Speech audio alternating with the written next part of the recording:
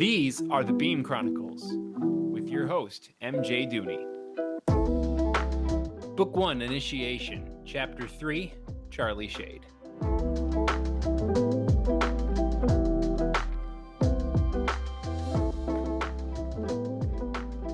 There was a lot of stuff I hated. I hated people who were late. Punctuality came naturally with near instantaneous grouping. I hated people who whined too much, or talked too much, or breathed with their mouths. People with an overabundance of friendliness. Most people, I guess, really. I was generally easy to annoy, but above all else, I hated it when somebody wasted my time. 2 hours of skirmish with Jaxon. It had been written into my schedule every single day for the last month. Ever since the day he got here, signed on to be an Equalizer, I was supposed to spend 2 whole hours fighting him to test his combat skills, get him working on the instincts he'd need once he actually got into the real gritty fieldwork stuff. And every single one of those skirmishes, 31 straight from the day he showed up, had been canceled. It would have been one thing if I ever got any warning of it. Guess I should have started just assuming they weren't happening, because every time it was the same thing. I would group to HQ, on at least one occasion, smack dab in the middle of a pursuit, find Jaxon, always in the same place, Phil's lab, running some test or something. I'd tell Phil it was my time, he'd absentmindedly hand me some slip of paper signed by Murphy or Howie, or even both, saying our skirmish was off, and I'd exhaust my limited willpower and self-control not hitting him on the spot. Then the next 2 hours, I'd sit around idly because it was too late notice to do something else productive. Needless to say, I was done. When I grouped into Phil's lab and he instinctively reached that slip of paper over his head to me, telling me yet another 2-hour block had been vacated in my agenda, I finally resorted to physical action to get my grievances heard. I grabbed Phil by the shoulders and wheeled him away from the computer he was sitting at, diligently mashing a single key every 5 to 10 seconds. Charlie! He whined, wiping off the tears in his eyes from not blinking enough and staring at a monitor for however long he had been. Come on, Michael, we gotta finish this! He pointed to a sealed-off glass chamber about 10 feet in front of him, in which sat Jaxon, holding an exasperated forehead with one hand, while the other clenched and unclenched into a fist, squeezing little chunks of various compounds hovering in front of them, crushing them, discarding them, then waiting for Phil to slide in the next one. When a new sample didn't come, he looked up hopefully, probably wishing the ordeal was finished. He waved and smiled, exhaustedly, and I leaned into the microphone next to Phil's computer. Take 5, JT. I gotta talk to Phil. I spun around and crossed my arms, my little green friend still fuming that I'd interrupted his clearly riveting research. I waited for Jaxon to get in the elevator before I spoke.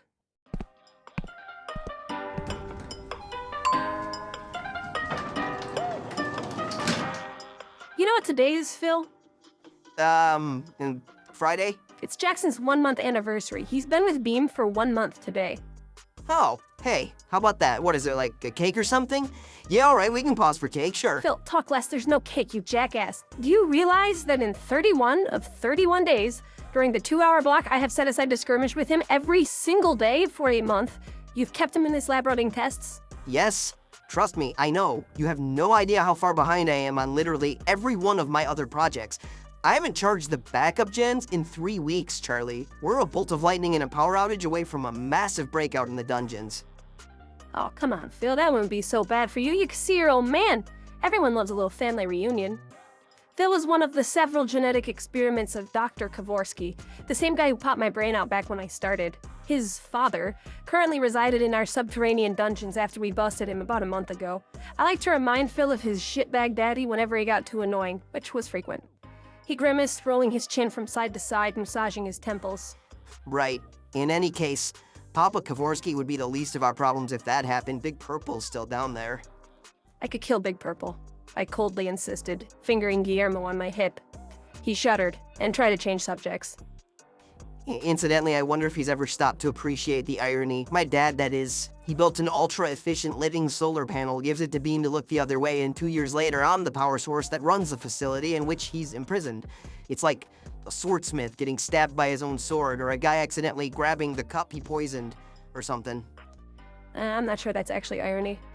It seemed like the right thing to say to indicate I was listening, but didn't actually care about what he was saying. Who really understands what irony is, anyway? My point is you need to share Jaxon with me. I'm sure he's fun for scientific reasons or whatever, but I'm getting real sick of sitting around for 2 hours every fucking day not skirmishing. Besides, 1 month later, what could you possibly still be learning? Oh, buckets of stuff. He gushed, and I groaned too softly for him to hear. You would not believe the discoveries I've made about how he does it. The telekinesis, that is. Just a sec, actually. He overzealously grabbed a stack of papers. Phil had this tendency to need his research data right on hand as a security blanket prop before he explained anything, even though he usually made zero reference to it anyway. He opened his mouth to get into it, but paused momentarily. How is your knowledge of particle physics? I narrowed my eyes and glared at him with as much disdainful exasperation as I could work up, which tended to be quite a bit. Tepid, I finally responded. Right, sorry. Anyways, so basically there are 4 fundamental forces of nature, right? There's weak and strong nuclear forces, then gravity and electromagnetism. And each of these forces are, theoretically anyway, carried out by some virtual force carrier particle. No one's found the one for gravity yet, but we speculatively call them gravitons. And then there's W and Z bosons for the weak force, gluons for the strong force, and photons for electromagnetism. My attention span has like 4 seconds left, I warned him calmly. Right, sure. Anyway, I wasn't really thinking he was controlling any of these forces, but just to be thorough, I ran some tests anyway, and in a sense, I was right. It's not one of the 4 forces, except it's a new one. A completely new fundamental interaction of nature that he controls. One as of yet undiscovered. A 5th fundamental force. He nodded. Yep. He's so strong, Shayde. When you get him beyond his natural human inhibitions and really push him, it's downright terrifying. Getting stronger too, see? Look here, just this month, he's almost tripled his output I'm not saying you're wrong, but wouldn't someone have seen this before, somewhere? A 5th fundamental force doesn't seem like the sort of thing physicists would just miss and not notice for decades. But it is.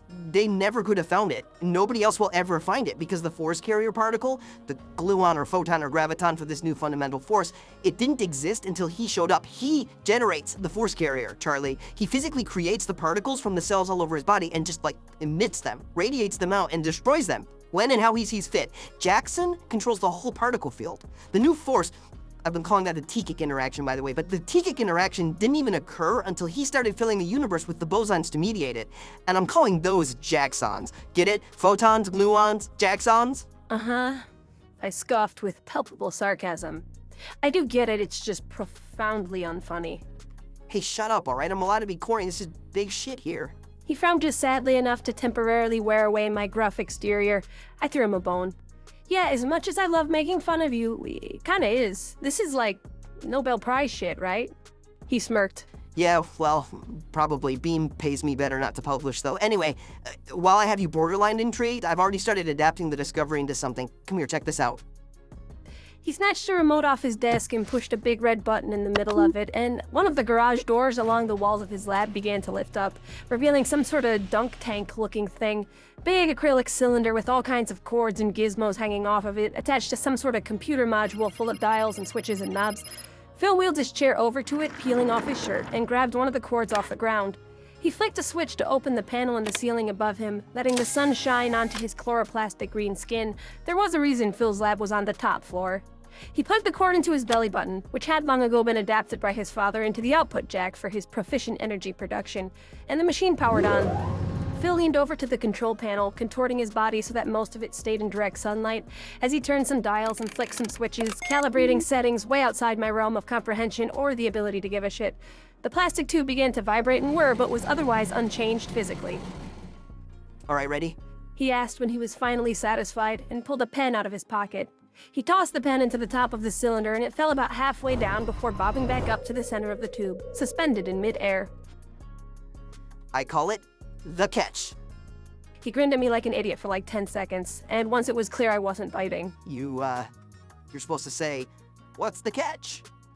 Any sentimental pity I felt toward him a moment ago vanished in a flash as I snarled slightly. I will not ask you that. He laughed. No, but for real, it's using the Teaque interaction to float the pen. I collected a thin layer of cells from Jaxon, and I made a biofilm in the bottom of the catch, stimulated them with the right amount of energy, and boom. Granted, I can't manipulate it or change it the way he can. The Jaxon fields he creates are incredibly dynamic and multi-directional. This one's straight up and down. But yeah, imagine how valuable this thing could be in the field, catching falling equalizers or bombs and whatnot. Yeah, sure. You show it to Howie? It might have some military contract potential. Well, I mean, it probably would, but they don't have the energy source. He blushed as he finished powering down the catch, unplugging his belly button, shutting the sun hatch in the ceiling, putting his shirt on, and wheeling back next to me. We'd have to package me with it. It takes that much power? He nodded. I can't even come up with the battery to run it for any longer than a couple of seconds. The catch drains them way too fast. Jaxons are so high energy, I myself am the only thing that will power their creation. Even that's too unstable to do anything more than straight up and down. His cells are literally running at my wattage, even higher.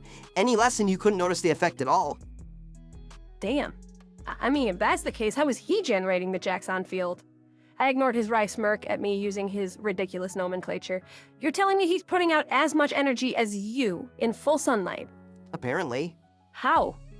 That I haven't been able to figure out yet. I thought it had to be nuclear power, but I couldn't find any plutonium reactors and special organs or anything like that. He puts out almost no heat, it's not solar, he does it indoors no problem. I honestly have no idea where the energy is coming from.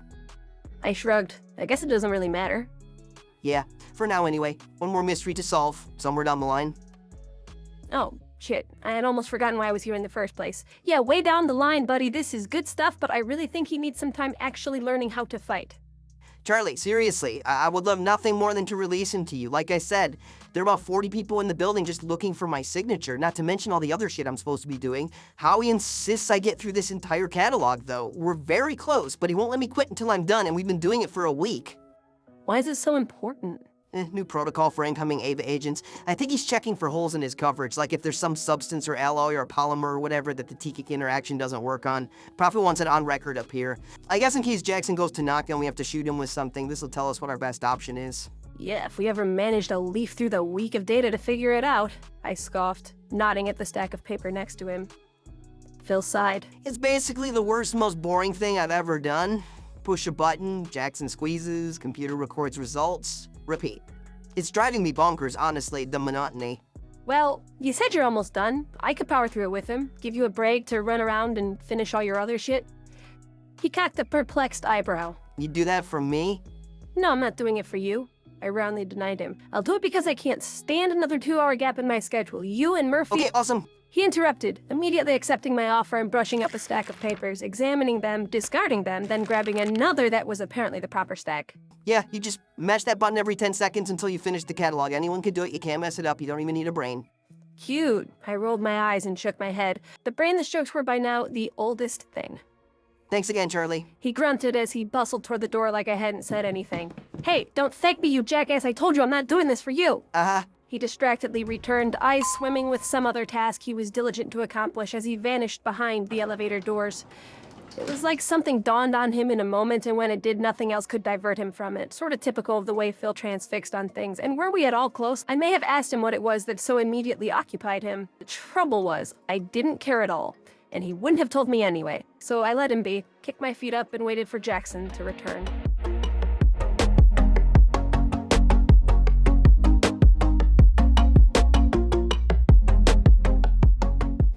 I had ulterior motives for helping Phil that were a bit awkward and personal to express out loud anyway, all of them concerning Jaxon Teaque. He'd been here a month, my colleague living literally one story away from me, and excluding pleasantries and nods as we brushed by each other in the halls, I'd said all of 4 words to him since I'd beat him up and tried to equalize him. This wasn't abnormal. It was probably more civil and friendly than I was with 90% of the building. The trouble was Jaxon was in my department. He was an Equalizer in Ava, and thus, we were eventually going to be partners someday. Whether I liked it or not, I begrudgingly had to make some bit of nice, and I was shit at that. Even if we had been skirmishing daily like we were supposed to, I'd imagine our interactions in the arena would only strain our personal relationships, you know, kicking his ass and all. This was probably a good neutral chance to interact, even if it was a bit forced. Maybe forced cordiality was all I had in my wheelhouse at that point. But like I mentioned before, I wasn't exactly fond of people showing up late. Jesus, JT, I scolded when the elevator doors spread apart and he shuffled back inside. When I said take 5, I meant 5 minutes. Yeah, sorry. He sheepishly made his way back to the seat of his monotonous torture chamber in front of my monitor. I, kind of got lost. I tend to do that a lot, actually. My sense of direction sucks, and this place is huge. Sure, I grumbled, utterly disinterested. Couldn't relate. My sixth sense made it hard to get lost. Where's Phil? He asked when it became clear I had nothing else to add. I leaned into the microphone as the glass door shut behind him, and he popped his knuckles to get situated. Gave him a breather, too. He had a bunch of other stuff to take care of around the building. Figure I could push this button as well as he could. Ready? Nope. He smirked. But apparently it's necessary to get through it, so bring it on, I guess.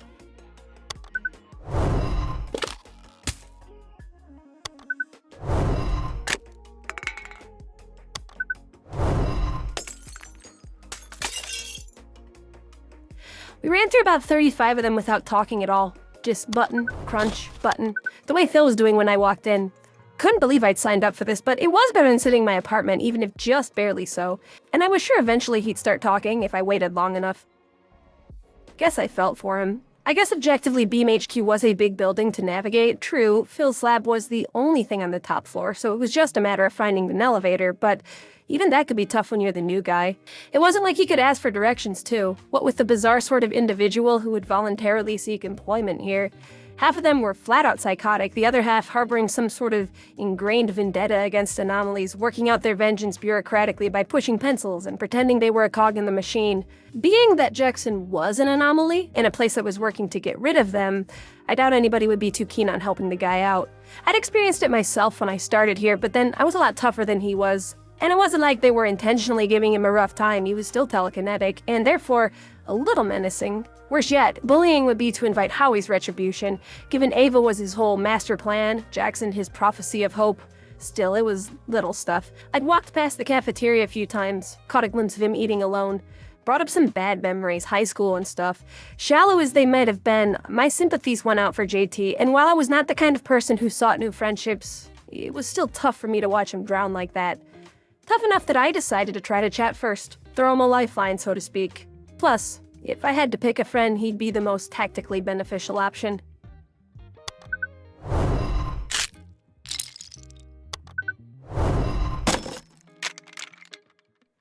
A bit of advice, JT? Yeah, sure, anything. I'd love to hear it. I'm just kind of crushing chunks right now. But yeah, what's up? Coachable and eager, I reminded my pessimistic judge of character. Not insecure and obnoxious. Stop using your hands. Huh? Your hands. Every time you crush something or move something, you point at it or gesture how you want it to go. Oh, He blushed a little, slapping his outstretched hand back into his lap, scratching his leg. yeah, I guess it helps me focus when I do it. Moving my hands around is a lot less foreign than just floating or crushing things by thinking about it, I guess. Well, right, but it also tells me exactly what you're going to do. Telegraphing your actions is really bad for fighting. I guess it's fine for this, but I wouldn't practice bad habits like that. No, you're right. Good tip. Thanks. Yep.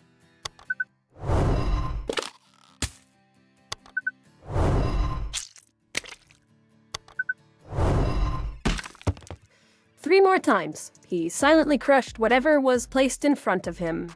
He did it with his hands down, but he still sort of twitched and winked instead. For an astute opponent, this would be as much telegraphing as waving at it was. Baby steps, I suppose.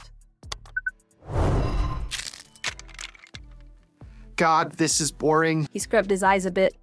Do you remember doing this? Nah, I didn't do this. Really? Phil said it was standard protocol for AVA agents. Yeah, apparently it is now. It wasn't when I joined. There wasn't even an Ava before me, so all this logistical stuff, these standard protocols, you're kind of pioneering them. I got in with none of that.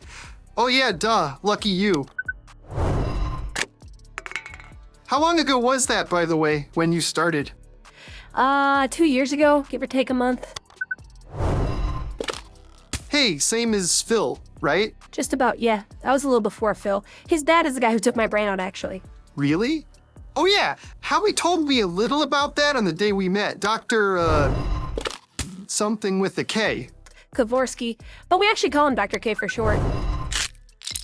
Hey, I've heard that name around here. Dr. K. People seem all dodgy about him. What's up with that? You ever meet him? Kavorsky, I mean? You ask a lot of questions, buddy. Sorry, I'll shut up. He blushed and averted his gaze to the floor, humbly crunching samples without his hands, at least to the best of his abilities.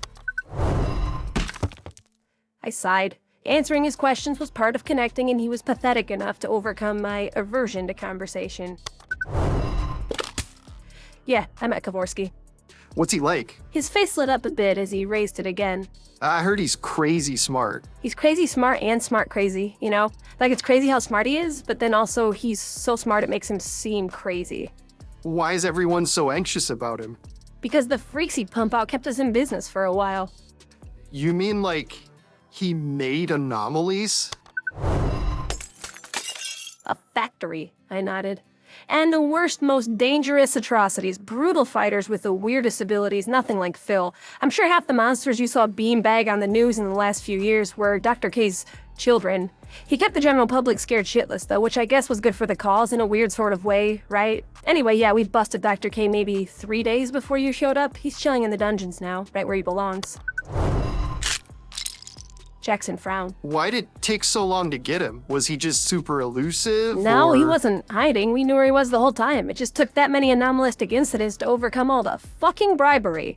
I mean, between Phil and me, Kowarski basically handed Howie the perfect energy source and his most potent equalizer, you know? That was more than enough to make Howie ignore it while he constructed abominations and played God. I didn't take Howie for the type to accept a bribe from a dangerous person like that. I scoffed. Howie? Yeah, dude, totally the bribable type. I mean, come on. He was a senator before they gave him Beam. You can take the politician out of Congress, but you can't take Congress out of a politician, right? Jaxon frowned some more, obviously struggling through some false illusion about the type of man Howard Prophit really was. Idiot. But no, I had to remember to be nice. It was easy to get snowed by Howie. Super easy, real smooth talker, and the best liar on the planet. I wanted to offer some condolences, tell him I used to have that same illusion, tell him smarter people than both of us had bought his act too, and that doing so didn't make him a schmuck or anything. But then I also didn't really want to keep talking about the Dr. K bust, and was pretty sure he was a schmuck either way, so I opted to just let the topic die. Hands, JT, I reminded him. His arm had lifted about 6 inches off his thigh, and his fingers were again twitching with each crunch. I know it's tough, but trust me, you don't want to fight like that. I always used to turn and face the direction I wanted to group. It got me into more trouble than you'd believe. Sorry. Hey, Charlie, can I ask you something about grouping? More questions? At least we were talking. Shoot. How does it work? Like, how do you, do it? Man, I don't know. I think about grouping, then I group. Doesn't matter how does walking work. Your brain tells your legs to walk, and then they do. Right, but I mean, when you walk, your spinal cord isn't particle dust. When you're ungrouped, your brain can't communicate with your body. So how do you piece it back together? All the radio paraphernalia on your nervous system, hell, your entire nervous system is gone, right? Huh.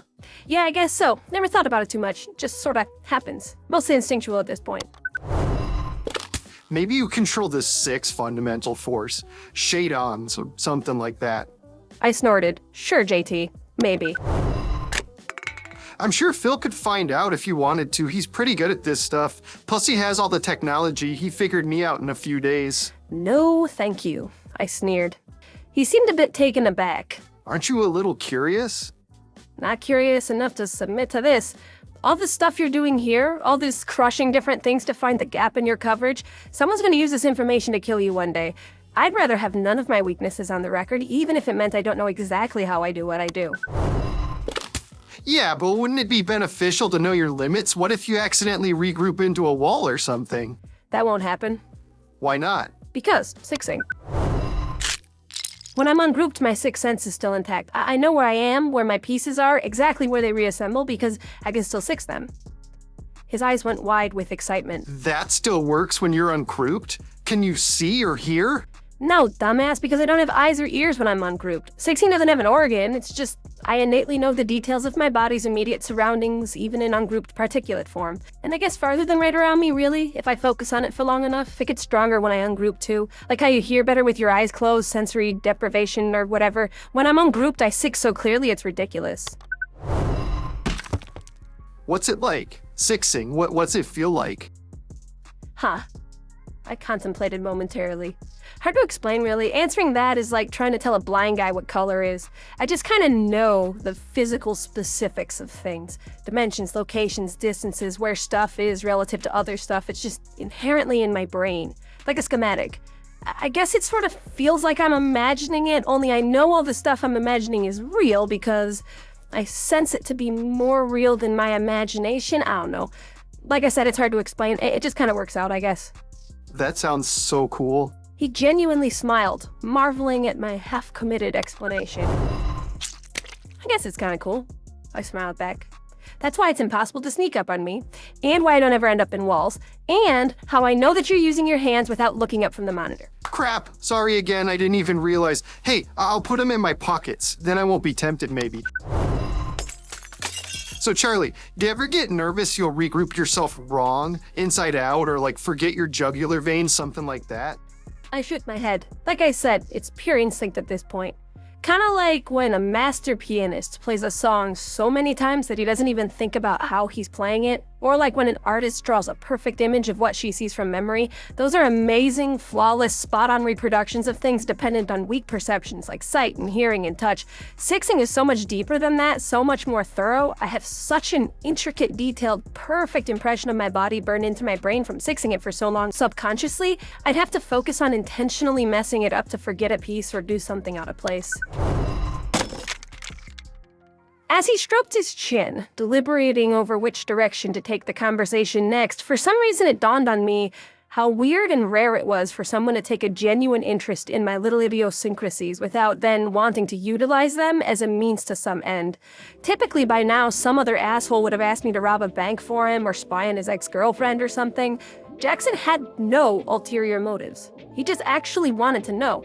And it was kind of flattering that he'd obviously been thinking about the mechanics of what I did, wondering about these little issues without some self-serving purpose beyond actual interest. Maybe that's why I found myself answering his constant stream of inquiries so freely now. Normally, when someone asked me this many questions, I'd brand them as annoying.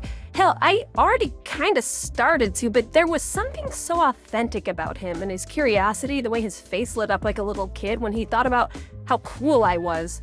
I felt like I couldn't squash it. And nobody had looked at me that way in a long time. Actually, shit. I kind of liked him. And I didn't like anyone, at least not right away, but damn it. I liked Jaxon Teaque after a few minutes of easy, random conversation, without any specific justification for it. All right, so I'll buy that. He excitedly proceeded with his investigation. You've probably been sixing yourself forever without realizing it. It makes sense that by now your subliminal knowledge of yourself is good enough that you can just pop back together on raw instinct. But what about your gun and your clothes and stuff? You group all of that right along with your body, so can you basically group anything? Theoretically, yeah. I mean, not just any random thing. Like, I can ungroup just about anything and not put it back together again. There are two basic limits, though. First of all, bigger things take me longer and whack out my body a little, nausea, numbness, and just general gross feeling. I call it OGS, overgrouping syndrome. So there's the OGS factor and then range. I can't ungroup a random specific banana in Tanzania right now. I'd have to be touching it, ideally, at least close to it or looking at it. As for actual grouping, like full process and regrouping something, I'd have to spend some amount of time focusing on it intently, sixing it up and down, forward and backward, getting a perfect conceptualization of it in my brain so I could regroup it just by habit. I've tried doing random things, just like out of the blue, ungroup, regroup, but it never turns out quite right. It'd be like that pianist from before playing a piece by ear after hearing it one time. I have enough basic grouping talent to get it close, but I'm still prone to mistakes, and sometimes they aren't pretty ones. Actually, it's funny, you mentioned clothes. When I first got my brain taken out, I could only group naked. He abruptly glanced up from crunching a rock, some tungsten alloy, and accidentally pulverized it more emphatically than he'd intended. It popped really loudly, and he blushed beet red. I pretended not to notice because it somewhat irked me. It's easier that way, still is, less for my subconscious to keep track of, but once I sat down and sixed a set of clothes for a while, I figured out how to take them along for the ride. Used to be just this. I stood up from the seat momentarily, removing my trench coat to demonstrate my standard combat uniform, a sports bra and bike shorts.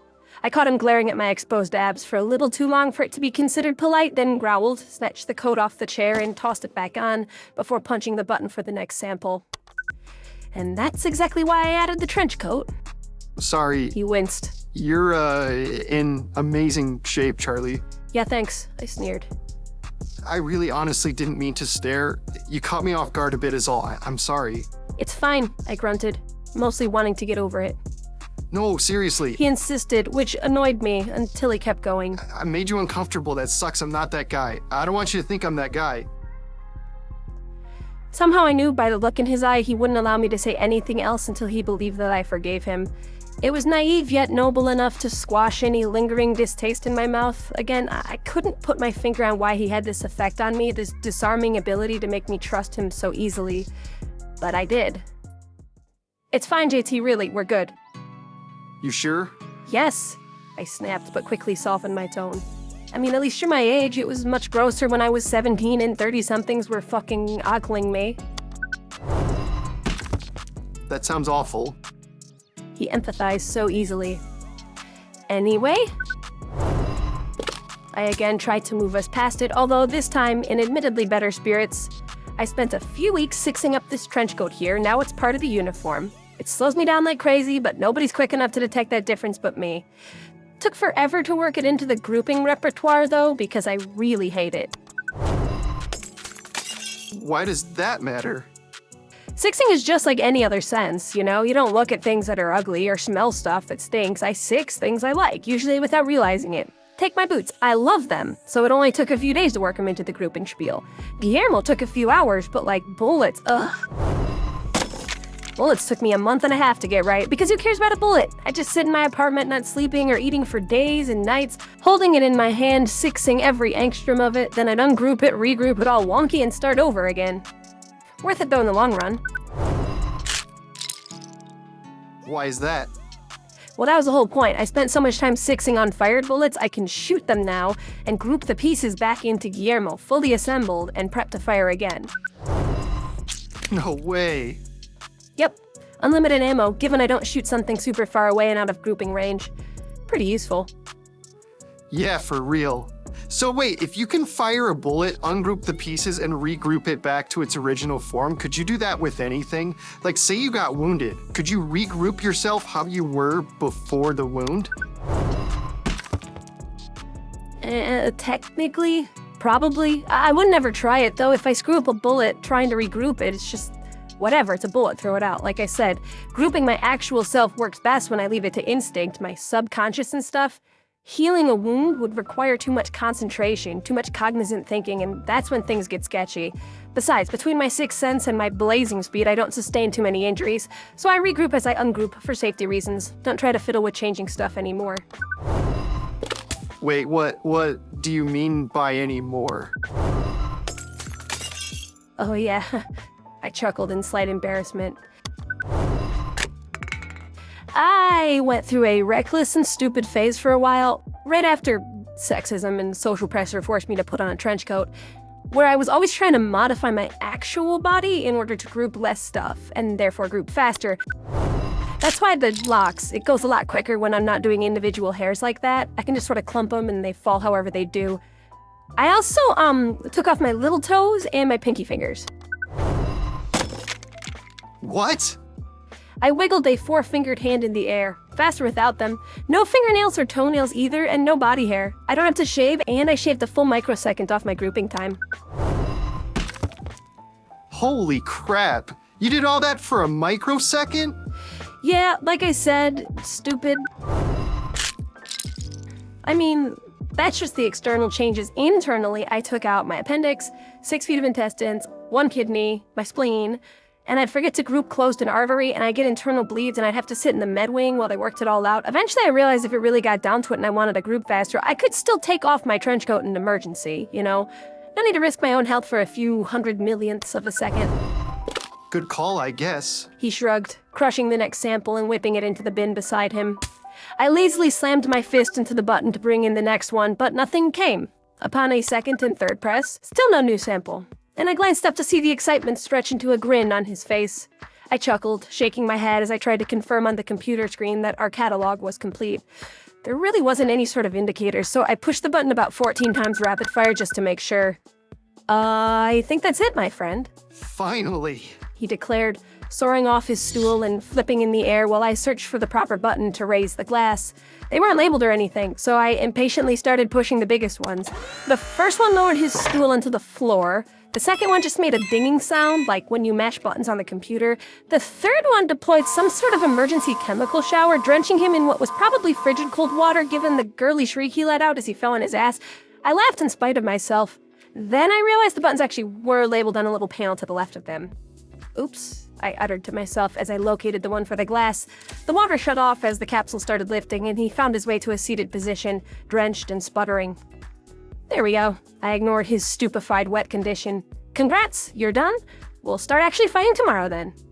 I got up, and at first I was just gonna leave.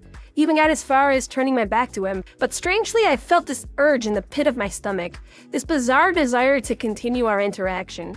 Conveniently, he called out to me. Wait, Charlie, one more question. What about a person? If you six them for a long time, could you group another person? Probably could, I shrugged, turning to face him. But again, I'd never try it. Why not? People are a hell of a lot more complex than boots and guns. It took me 17 years before I grouped the first time, and even then I was scared as hell. I wouldn't subject somebody else to it, even if I ever found someone who actually trusted me not to mess up. Does it hurt? Not at all. Then I trust you. He smiled earnestly, still dripping wet and shivering. Ha! You don't even know me, JT. The worst part was I believed him. He totally would trust me. After that 15-minute conversation, I wouldn't let him hold my wallet. He'd let me tear his body down to molecular dust and try to piece it back together again. I both respected and envied his capacity to see the good in people. But I was also terrified for him and how somebody with that capacity would play out in an organization like Beam. Good people did not cope here, at least not forever. I'd seen it before, and it ended pretty tragically. Jaxon Teaque would need someone to watch his back, someone he could rely on to keep him from getting hurt or hurting himself. Me? Why hell not? I already liked him more than most people here anyway. Maybe it'd be a good distraction. Maybe just the subtlest twinge of atonement. Come on, you hungry? Let's get some dinner. I'm starving. I could use the company.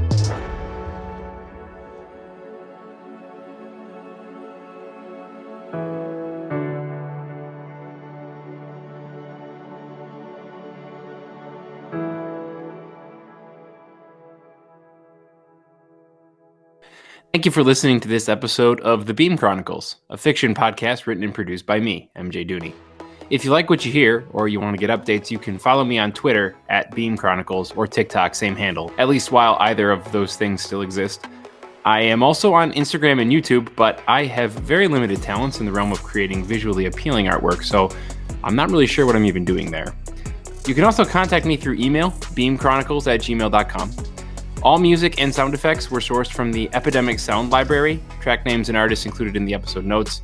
Special thanks to Sergio Duarte for creating the cover art for this podcast. You can find him on Instagram. I try to update on a monthly basis, so stay tuned on the 1st of next month for the next addition to the story. Thanks again for listening.